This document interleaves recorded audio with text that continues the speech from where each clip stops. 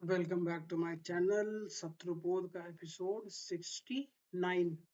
आज बात करेंगे वेब सीरीज डेली क्राइम के बारे में। ठीक है, इसमें तीन सीजन है। अब इसमें फिर से वही बात करेंगे कि कैसे जो है नेटफ्लिक्स और अमेजन जो है भारत को भड़काने के लिए, उकसाने के लिए, भारत में नेपाल जैसा जेनजी आंदोलन लाने के लिए, है ना, भारत में जैसे मधुरो ऐसा तो कर नहीं पा रहे हैं भाई, तो कैसे न कैसे करके मोदी जी को हटाने के लिए ये लोग करते रहते हैं। इस पे बात करेंगे। और कैसे इसमें वेब सीरीज और नेटफ्लिक्स और अमेजन शामिल है, इस पे बात करेंगे। ठीक है, तो डेली क्राइम वेब सीरीज है जिसमें 2012 वाला निर्भया कांड जो था उस पे इन्होंने लोगों ने बनाया सीजन। सेकेंड सीजन है कच्छा बनियान गिरोह के ऊपर।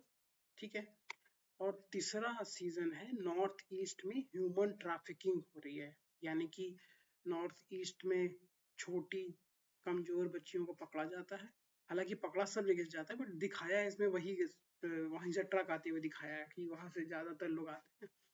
और बेचारी जो है वो सिंगल दादी सिंगल पोती को जो है वहां से ले आता है दिल्ली में मार्केट में बेचने के लिए। और कोनो जॉन गुप्ता है जो उनको खरीदेगा। ठीक है, अब जॉन गुप्ता को देख के ये नहीं समझ में आ रहा है कि वो इंडोनेशिया का है, थाईलैंड का है, कि वो अंग्रेज है, क्या है वो, साला यही नहीं समझ में आ रहा। उसका चेहरा ही इस तरीके से लोगों ने सेलेक्ट किया है कि वो समझ में नहीं आ रहा कि किस देश में ले जाना चाहता है। देखिए, एंड कंज्यूमर को इन लोगों ने छुपा लिया।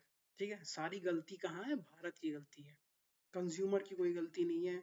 जो यहाँ से लड़कियां ले जाएंगे खाएंगे उनको, उनकी गलती नहीं है। ठीक है, भारत की गलती है।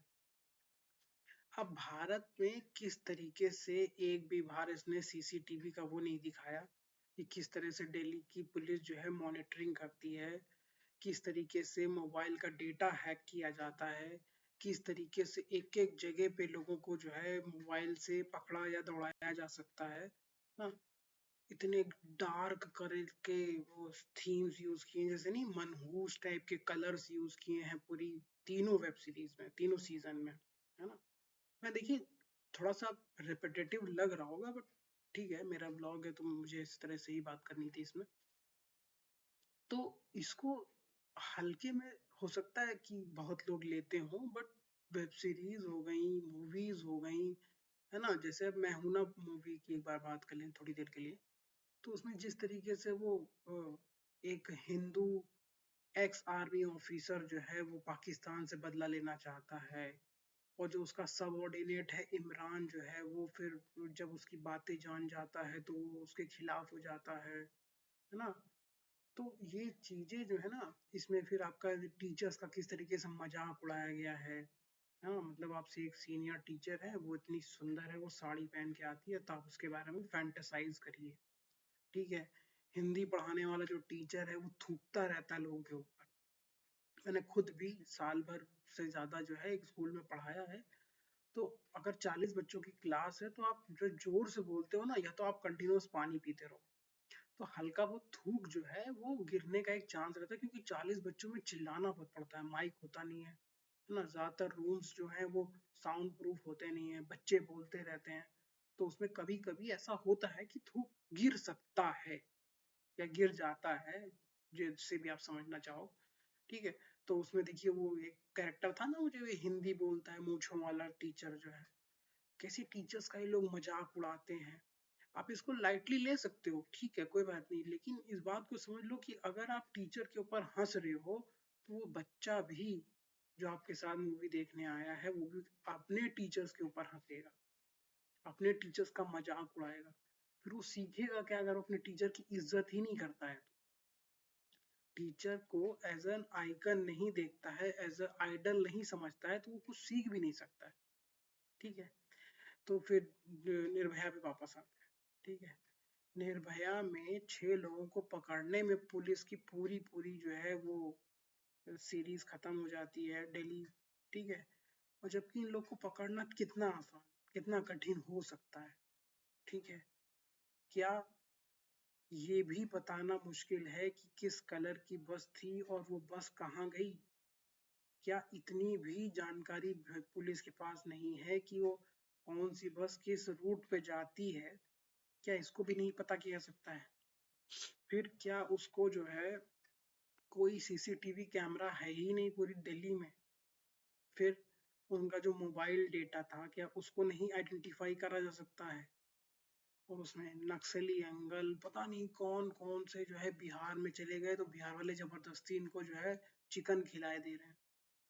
मतलब कोई किसी को जबरदस्ती कभी मटन चिकन खिलाता है भारत में? कभी आपने सुना, कभी आपके साथ हुआ ऐसा कि कोई एक सामने से ऑफिसर ऑफिसर के साथ ऐसा कर रहा है? ठीक है, बिहार को ऑफिसर है ना, वो भी सीनियर ऑफिसर, वो दिल्ली के एक सीनियर ऑफिसर को जबरदस्ती मुर्गा खिलाने जा रहा है, और अभी सामने हलाल करके।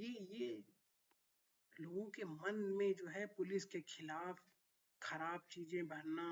पुलिस इतनी गरीब है कि वो खाना खाने के लिए तरस रही है, गंदे गंदे घरों में रहती है। कौन सी पुलिस गंदे घरों में रहती भैया? जिसकी सैलरी 60-70 हजार है, और पुलिस कितने तरीकों से कमाती है सबको पता है, सबके सब इतने गरीब हैं, टूटे मरे हुए साले, कभी सफेद कपड़े नहीं पहने पूरी सीरीज में इन लोगों ने, हैं, किसी अच्छी जगह खाना नहीं खाया, कहीं गंदे होटल में खाना खा रहे हैं, कहीं कुछ खाना खा रहे हैं। हुँ? एक मुखबिर नहीं है।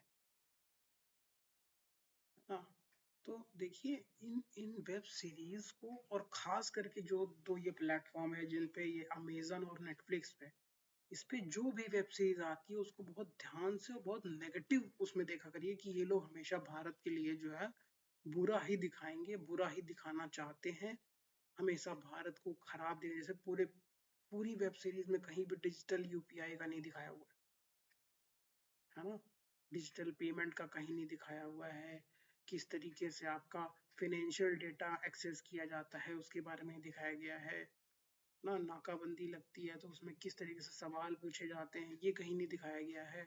अजीब सी एकदम मूवी बना रखी है, खराब खराब पुरानी पुरानी गाड़ियां पकड़ रखी हैं पुलिस वालों को ना। दिल्ली पुलिस में कुछ तो नई गाड़ियां भी होंगी, कुछ तो इनोवा भी होंगी, कुछ तो दौड़ाई जाएंगी।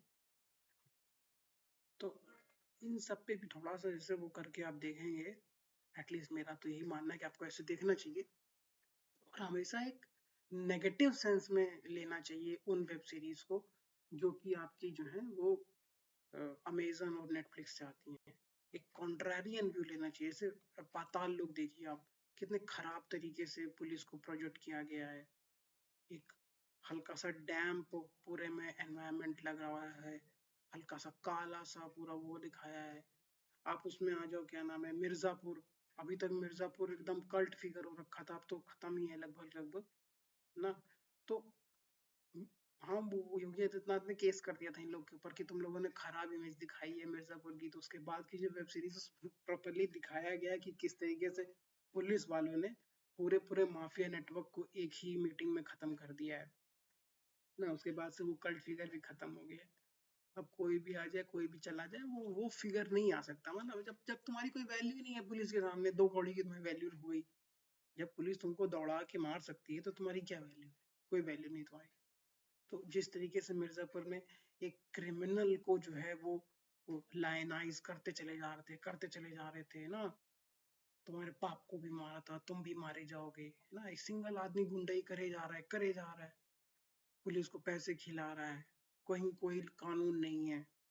तो ये लोग यही चाहते हैं भारत, जो पूरा कार्टेल इंडस्ट्री है साउथ अमेरिका में, मेक्सिको से लेके और आपका कोलंबिया, वेनेजुएला, ये सीआईए वाले ही चलाते हैं।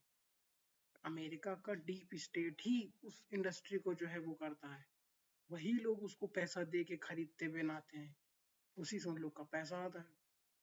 ये जो बिलियन डॉलर्स दूसरे दूसरे रिजीम्स को गिराने के लिए आते हैं, ये आते कहाँ से हैं? ये ड्रग्स का ही पैसा है।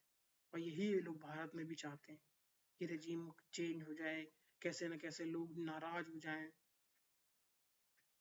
अलग अलग वेब सीरीज बनाते रहते हैं फर्जी की। ध्यान रखिए इन लोगों पर।